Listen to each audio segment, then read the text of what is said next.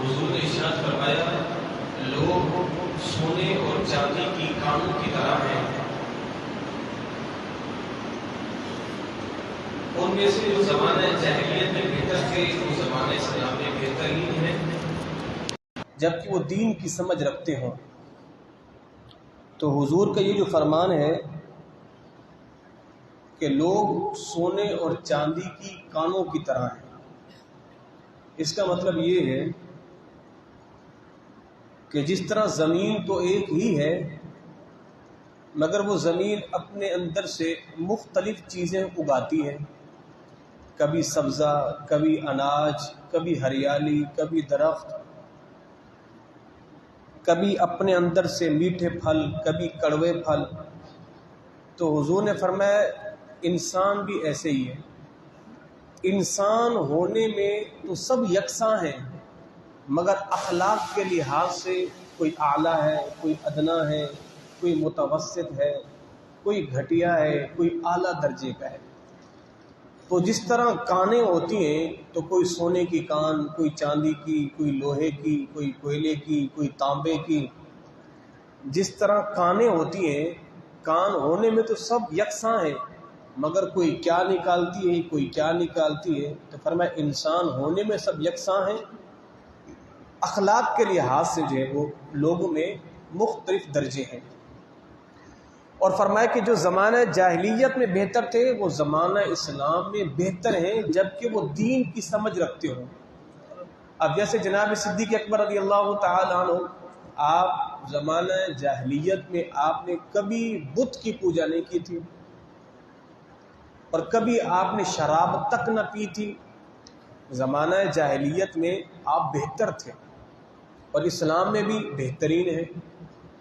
تو فرمایا کہ جو زمانہ جاہلیت میں بہتر تھے اسلام بھی انہیں عزتوں سے نوازتا ہے، یہ نہیں کہ اسلام لانے کے بعد وہ جو ان کا وقار تھا وہ کم ہو گیا، ایسا نہیں۔ کئی ایسے سردار تھے کہ جنہوں نے اسلام قبول کیا، اسلام قبول کرنے کے بعد پھر ان کی عزت میں کوئی کمی نہیں آئی کہ ہم تو اس میں تو سردار تھے، اب تو ہماری کوئی حیثیت ہی نہیں ہے۔ نہیں، پھر اسلام نے انہیں اور عزتیں عطا کی ہیں۔ ہاں، جس نے اسلام سے ٹکر لی پھر اللہ نے اس کو ذلیل کیا ہے۔ جناب عمر فاروق رضی اللہ تعالیٰ عنہ کے زمانے میں ایک علاقے کا بادشاہ تھا، اس نے اسلام قبول کیا۔ اسلام قبول کیا اور مطاف میں وہ طواف کر رہا تھا تو اتنے میں کسی شخص کا پاؤں اس کے احرام پر آ گیا اور اس کا کپڑا نیچے کھسک گیا تو اس نے پلٹ کے اس کو زور سے تھپڑ ماری۔ تو جب جناب عمر رضی اللہ تعالیٰ عنہ کو پتہ چلا تو فرمایا کہ اس شخص کو ہو یا تو اس کو بدلہ دے یا پھر معافی مانگے، یہ دو صورتیں ہیں، یا اگر وہ تمہیں معاف کر دیتا ہے تو ٹھیک ہے یا پھر تم اس سے تھپڑ کھاؤ ورنہ تیسرا حل ہم خود نکالیں گے۔ اب اس نے کہا کہ میں تو اپنے زمانے کا بڑا بادشاہ تھا، اب اسلام مجھے ایک ہی غلام سے تھپڑ مروائے گا؟ اللہ اکبر! صبح ہونے سے پہلے وہ شخص مرتد ہو گیا، اسلام چھوڑ کر وہاں سے بھاگ گیا۔ تو آپ نے فرمایا اگر یہ رہتا، فرمایا کہ زبردستی اس کو سر عام لوگوں کے سامنے تھپڑ ماری جاتی کہ اس کی ہمت کیسی ہوئی کسی بھی شخص کو تھپڑ مارنے کی۔ تو جہاں بات حقوق کی ہے نا تو پھر اسلام جو ہے چھوٹے سے چھوٹے شخص کو بھی حقوق دلواتا ہے، اور جب بات میانہ روی کی ہو پھر اسلام کا تو کوئی ثانی نہیں ہے نا۔ ایک حبشی شخص نے اسلام قبول کیا اور کہتا ہے اللہ کے نبی اگر میں اسلام قبول کر لوں تو مجھے کیا ملے گا؟ تو حضور نے فرمایا کہ تمہیں یہ ملے گا کہ جس صف میں ابو بکر و عمر کھڑے ہو کے نماز پڑھیں گے اس صف میں تمہیں بھی کھڑا ہو کے نماز پڑھنے کا موقع دیا جائے گا، اور کسی میں یہ ہمت نہیں ہوگی کہ تمہیں پہلی صف سے اٹھا کے پچھلی صف میں کھڑا کر دے، تمہیں اسلام یہ دے گا۔ ہاں، اسلام باقی جب اسلام یہ دے گا تو پھر ہمیں اور کیا چاہیے؟ ہر ایک شخص یہی چاہتا ہے نا کہ ہمیں عزت دی جائے، ہمیں بھی پروٹوکول دیا جائے، ہماری عزت نفس کا خیال کیا جائے، اور سب سے زیادہ عزت نفس کا خیال اسلام کرتا ہے، سب سے زیادہ خیال اسلام کرتا ہے۔ تو کہا اگر تم پہلی صف میں کھڑے ہو گئے، اگر سیدھی جانب ابو بکر ہیں اور تم ابو بکر کے ساتھ کھڑے ہو گئے تو عمر کو یہ مجال نہیں ہے کہ وہ تمہیں پکڑ کے پیچھے کھڑا کرے کہ میں ابو بکر کے ساتھ کھڑا ہوں. نہیں، تم کھڑے ہو گے تو وہ مقام تمہارا ہی ہے. جبھی تو علامہ اقبال نے کہا تھا نا کہ ایک ہی صف میں کھڑے ہو گئے محمود و ایاس، نہ رہا کوئی بندہ نہ بندہ نواز. تو اسلام پھر ایسی شانیں دیتا ہے کہ جہاں آپ پہنچ گئے سو پہنچ گئے بس. اب آپ کی ذات کو نہیں دیکھا جائے گا، آپ کی قوم کو نہیں دیکھا جائے گا، آپ کی نسل کو نہیں دیکھا جائے گا، آپ کی مادری زبان کو نہیں دیکھا جائے گا، آپ قوم کے کمی ہیں کچھ بھی ہیں. اسلام تو ان چیزوں کو دیکھتا ہی نہیں. میرے مدنی آقا نے فرمایا رب کے زیادہ قریب وہ ہے جو متقی ہے. وہ چاہے کسی، یہ قومیں تو ہم نے ہے نا. اچھا یہ جو قومیں نا یہ کیوں بنائی ہے؟ اللہ خود ارشاد فرماتا ہے کہ ہم نے قومیں کیوں بنائی ہیں؟ لتعارفوا، تاکہ تم ایک دوسرے کی پہچان کر لو. پہچان کرنے میں آسانی ہوئی اس لیے ہم نے قومیں بنا دی، اس لیے ہم نے زمانے بنا دی. اس کا یہ ہرگز مطلب نہیں کہ یہ قوم اعلیٰ درجے کی، یہ جو ہے وہ گھٹیا درجے کی. نہیں. اللہ اکبر. تو فرمایا کہ انسان جو ہے وہ سونے چاندی کی مختلف کانوں کی طرح ہے، تو جس کے اخلاق اچھے ہوں گے تو وہ سب سے جو ہے وہ اچھا ہوگا. اللہ اکبر. اب اگلی حدیث طیبہ جو ہے حضرت اویس کرنی رضی اللہ تعالی عنہ کے حوالے سے ہے. جناب اویس کرنی رضی اللہ تعالی عنہ یہ خیر التابعین ہیں، یعنی یہ وہ تابعی ہیں کہ جنہوں نے حضور کا زمانہ پایا اور حضور کا دیدار نہیں کر سکے. تابعی کس کو کہتے ہیں؟ تابعی کہتے ہیں جس نے صحابی کا دیدار کیا، اور تبع تابعی جس نے تابعی کا دیدار کیا، اور صحابی کہ جس نے محمد الرسول اللہ کا دیدار کیا. تو جناب اویس کرنی خیر التابعین یعنی تابعینوں میں سب سے بہتر. اور ایک جگہ یہ فرمایا کہ سید التابعین یعنی تابعین کے بھی سردار، کیونکہ یہ وہ تابعی ہیں حضور کا زمانہ تو پایا ہے مگر دیدار نہیں کیا.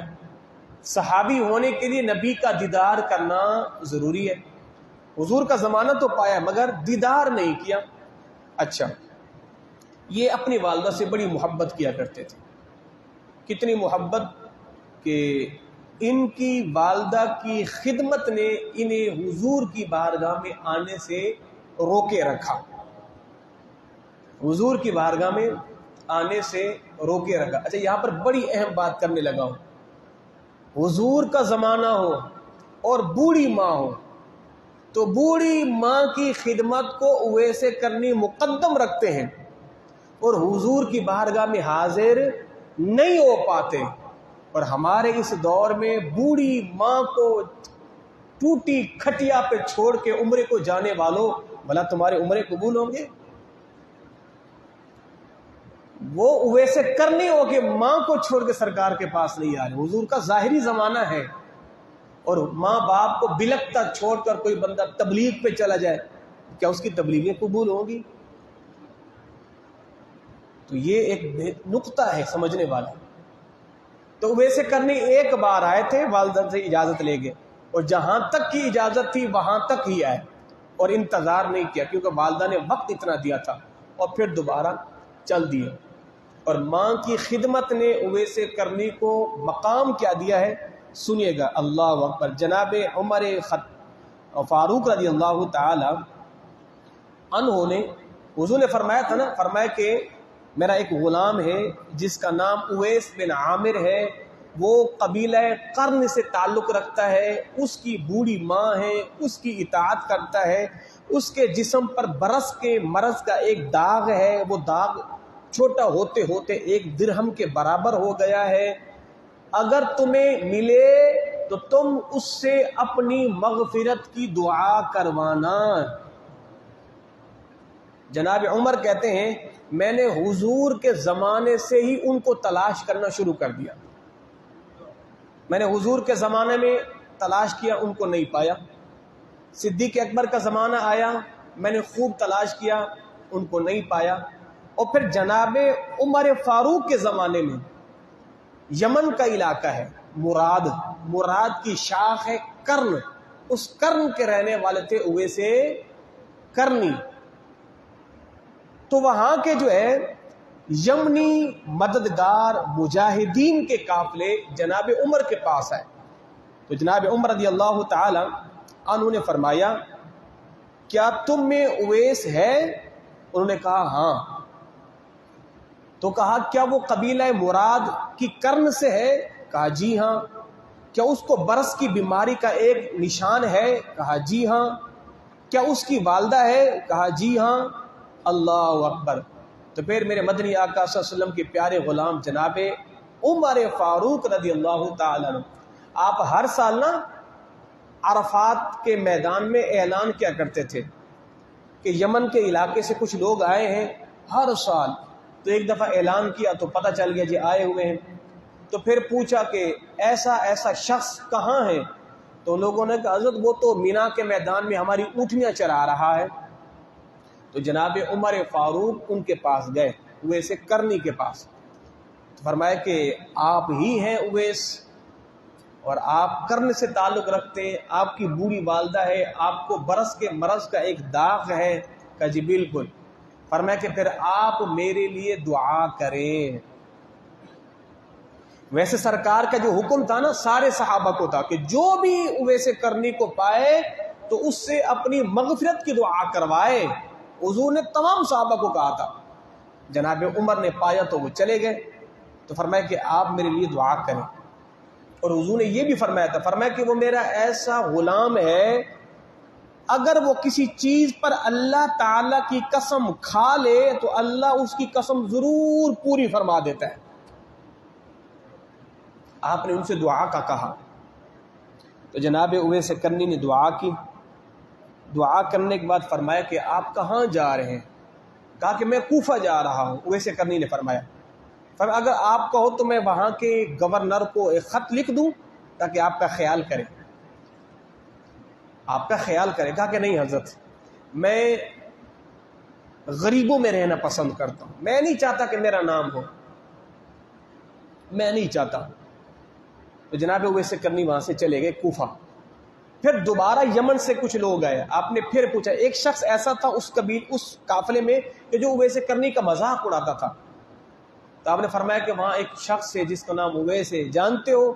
ایک شخص کہ جی میں جانتا ہوں، وہ تو دیوانہ ہے، اس کو تو کوئی جانتا ہی نہیں ہے۔ پھر آپ نے فرمایا کہ دیکھو اللہ کے نبی نے مجھے یوں فرمایا تھا، تو اگر تمہاری اس سے ملاقات ہو تو تم بھی اس سے بخشش کی دعا کروانا۔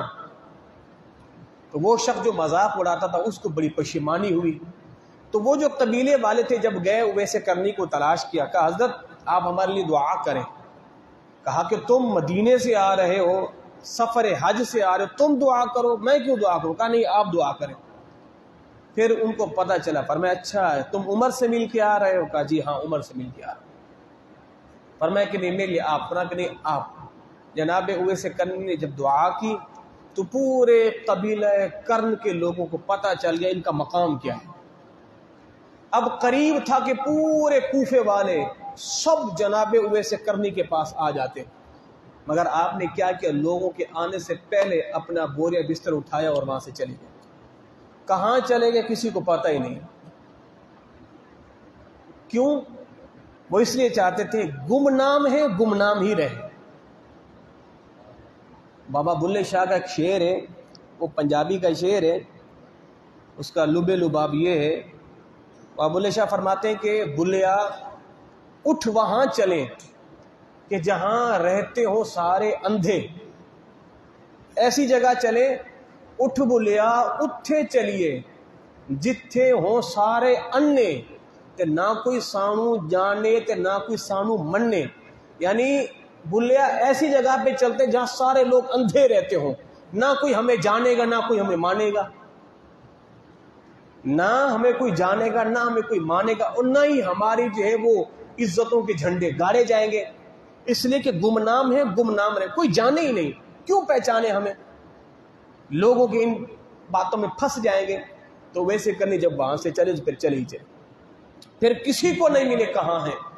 پھر کچھ عرصے کے بعد کچھ نوجوان ہیں، فرمایا کہاں ہے اویس؟ کہ حضرت بڑا خستہ حال اس کا گھر ہے، کسی جھوپڑیاں میں، پتہ نہیں کہاں رہتا ہے، معلوم نہیں، کوئی جانتا ہی نہیں اس کو۔ مالک کونین ہے، وہ پاس کچھ رکھتے نہیں، تو اللہ نے ان کو عزتیں کیسی دی؟ تو ایک مسئلہ یہ بھی ثابت ہوا کہ افضل جو ہے وہ مفضول سے دعا کروا سکتا ہے۔ اب جناب عمر افضل ہے نا ویسے کرنی سے، ویسے کرنی تو افضل نہیں ہے نا جناب عمر سے۔ مگر افضل بھی اپنے مفضول سے دعا کروا سکتا ہے.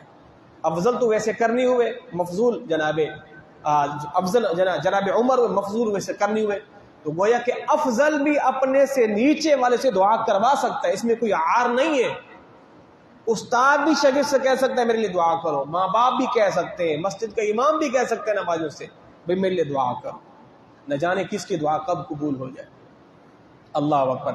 تو یہ اللہ نے صلہ کیوں دیا ہوئے سے کرنے کو؟ ماں کی خدمت کا صلہ ہے. یعنی میں اگر آپ کو نا والدہ کی خدمت کی بڑی بڑی مثالیں بھی دوں نا، بڑی بڑی مثالیں، جناب یہ ہے یہ ہے یہ، اس مثال کے آگے ساری مثالیں فیل ہیں.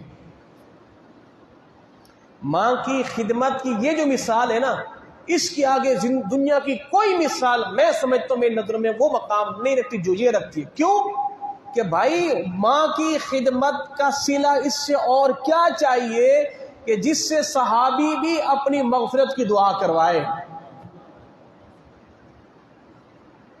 جس سے صحابی بھی اپنی مغفرت کی دعا کروائے. اور محمد صلی اللہ علیہ وسلم خود کہیں کہ دیکھو جو اویس کو پائے اس سے مغفرت کی دعا کروانا. کیوں؟ اویس ان لوگوں میں سے جو قسم کھا لیتے ہیں اللہ پوری کر دیتا ہے، اگر کہہ دیا مالک اس کو بخش دے تو رب بخش دے گا. اللہ اکبر.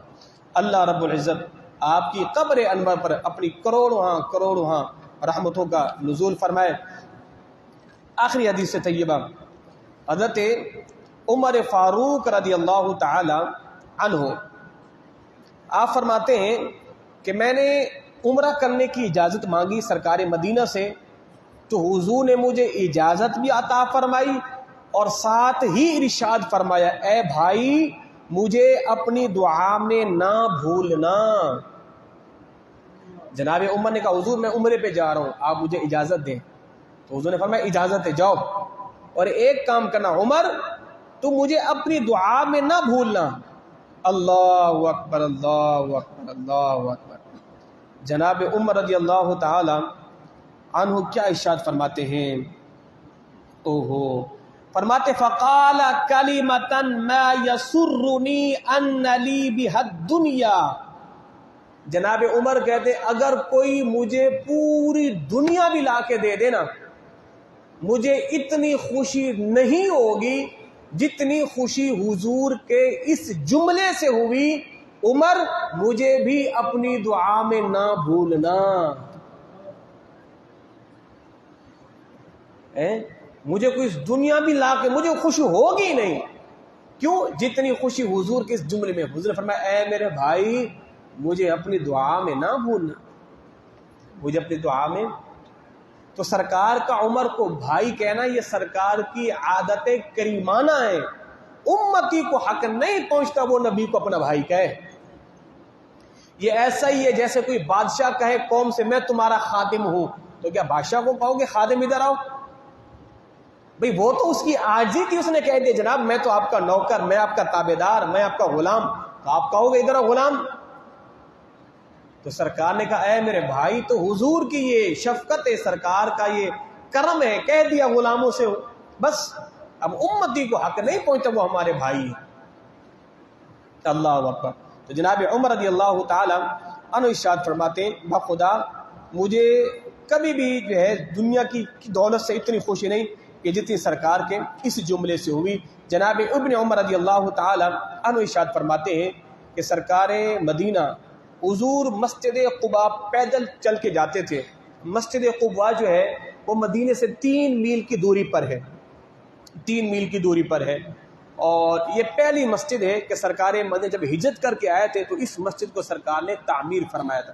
تو جناب ابو بکر عمر کہتے ہیں ہم نے سرکار کو خود دیکھا کہ حضور اپنی پیٹھ پر پتھر لاد کر لایا کرتے تھے اور مسجد قباء کی تعمیر کی گئی.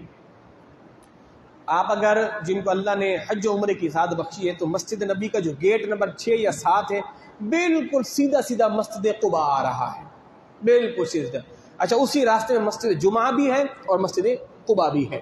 اور حضور نے فرمایا کہ مسجد قباء میں 2 رکعت نماز پڑھنے کا ثواب اللہ 1 عمرے کے برابر عطا فرماتا ہے. وہاں پر 2 رکعت نفل نماز 1 عمرے کی مثل ہے. تو کئی حاجی اور معتمرین عمرہ کرنے والے جو ہے وہ مسجد قباء میں جاتے ہیں اور 2 رکعت، یہ پہلی مسجد تھی کہ جو ہجرت کے بعد بنائی گئی، اور صحابہ کرام نے مل جل کے انصار مہاجرین نے اس مسجد کی جو ہے وہ تعمیر کی ہے۔ تو آج بھی وہ مسجد اپنی آب و تاب کے ساتھ، شان و شوکت کے ساتھ اپنی برکتیں لوٹا رہی ہے۔ اللہ آپ سبوں کو بھی اس مسجد کی زیارت نصیب فرمائے۔ میں آخر میں یہ بات کہوں گا، اپنے اندر نا تڑپ پیدا کریں۔ جو مدینہ دیکھ کر آیا ہے اس کے اندر تڑپ پہلے سے زیادہ ہے، جو نہیں دیکھ کے آیا اس میں تو تڑپ ہے، جو دیکھ کر آیا ہے اس کے اندر پہلے سے بھی زیادہ ہے، اس لیے کہ جو چیز دیکھی نہیں تھی تو وہ نظارہ نہ تھا آنکھوں میں، اب دیکھا ہے تو اب گزارا نہیں ہے۔ تو اللہ آپ سبوں کو عمرے کی سعادت نصیب فرمائے۔ یہ اپنی زندگی کی ایک خواہش بنا لیں، ایک خواہش بنا لیں، بلکہ میں تو یوں کہوں گا ایک تختی پہ لکھ کر دیوار پہ لگا دیں، یہ لکھیں کہ میں نے مدینے جانا ہے، صبح شام آ کے اس کو تکا کریں۔ ہمارے قاری صاحب ہیں، اللہ ان کو عمر دیں، وہ فرماتے ہیں کہ 2002 کی بات ہے، کہہ رہے کہ میں نے مدینے جانا تھا اور میرے پاس پیسے نہیں تھے، تو کہتے ہیں میں نے ایک چھوٹی سی گولک لی، گلہ، اور اس پر میں نے لکھ دیا کہ مدینے کا مسافر، اور کہتے ہیں روزانہ مجھے کچھ نہ کچھ ملتا، ہر ماہانہ تنخواہ میں اس کے اندر ڈالتا رہتا۔ اور وہ خود کہتے ہیں کہ ظاہر 2002 کی بات، اس وقت بھی خیر اتنا کچھ سستا تو نہیں تھا اس دور کے لحاظ سے، کہتے ہیں ایک دن میں رو دیا، میں نے کہا یا رسول اللہ یہ کب بھرے گی، میرا بلاوا کب آئے گا، میں تو کبھی کر ہی نہیں پاؤں گا، گلے کے اندر پیسے کتنے ڈالوں گا، اگر ماہانہ تنخواہ میں سے بچ بچا کے 1500 ڈال دیتے تھے اس زمانے میں، کہتے میں تو رو دیا، میں نے کہا یہ کب بھرے گی، کب مجھے مدینے کا جو ہے وہ ٹکٹ ملے گا، کہتے بس کیا تھا، رونا تھا، اور پھر سرکار نے کرم کیا، اسی مہینے میں مدینے کا مسافر میں بن گیا۔ تو تڑپ جب جتنی زیادہ ہوگی نا تڑپ، تو کرم اتنا ہی زیادہ ہوگا۔ تو جنہوں نے نہیں کیا عمرہ، اپنی زندگی کی پہلی اور آخری خواہش بنا لیں کہ عمرہ کرنا ہی کرنا ہے۔ عمرے سے مراد سرکار کا شہر دیکھنا ہی دیکھنا ہے۔ وہ زندگی کیا ہے یار جس زندگی میں سرکار کے شہر کا دیدار نہ ہوگا، یہ تو اپنی زندگی کا اولین خواب بنا لیں کہ نہیں مدینے تو جانا ہی جانا ہے، ان گلیوں کو دیکھنا ہے، ان شہروں کو دیکھنا ہے کہ جہاں میرے سرکار چلا کرتے تھے۔ یعنی جب میں 2018 میں گیا تو مسجد نبوی سے میں سیدھے پیدل چلا تو مسجد جمعہ آئی، تو مسجد جمعہ وہ پہلی مسجد کہ جہاں پر اسلام کا پہلا جمعہ ادا کیا گیا، وہ سفید مسجد آج بھی دیکھ سکتے ہیں تصویروں کے اندر، بالکل باہر سے بند، پیچھے سارا باغ، اور تصور وہ منظر پیش کرتا ہے۔ اب پھر پیدل چلیں پھر سامنے مسجد قباء ہے، مسجد قباء کے پیچھے سارا باغ، سارے کھجوروں کے باغات، اور کچھ ایسی آج بھی ایسی چیزیں موجود ہیں کہ جو صحابہ کرام کی یاد دلاتی ہے۔